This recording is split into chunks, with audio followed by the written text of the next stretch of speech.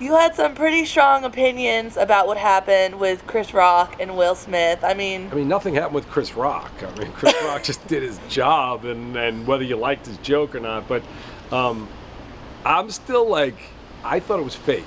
I'm watching this thing. I don't know what the hell's happening. The sound goes off, and I think there's something very strange happening. But to look back on it now and to see that people are coming out and defending Will Smith, which I'm trying to be careful in 2022.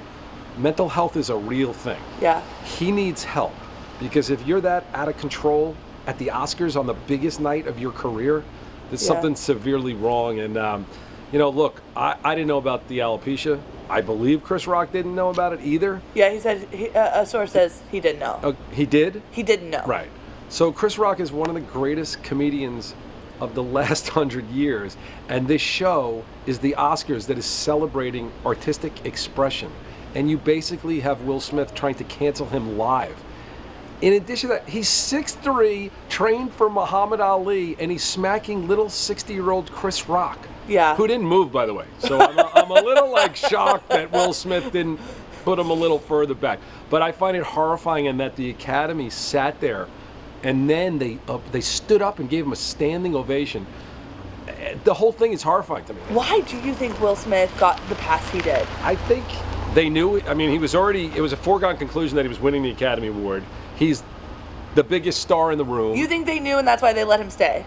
I think they were probably, and again, I'm not condoning any of their behavior. I think they were so stunned by what happened, nobody knew what the hell to do. Yeah. But I think that if it was a cinematographer or a makeup artist, they would have arrested them immediately or taken them out of there.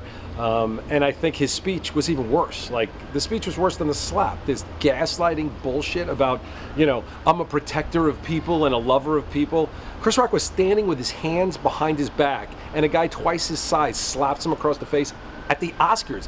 And what was tragic to me about it is Questlove made this amazing speech about a movie that is so much more important than the King Richard movie. That movie, Summer of Soul, is a really important documentary, and Questlove gave a great speech that nobody was listening to. The guy from Coda, who's the first or second deaf person to win an Oscar, nobody's thinking about that. Everybody's about this, and I think it's really sad, and it's a classic narcissist who made the entire event about himself rather than everybody else.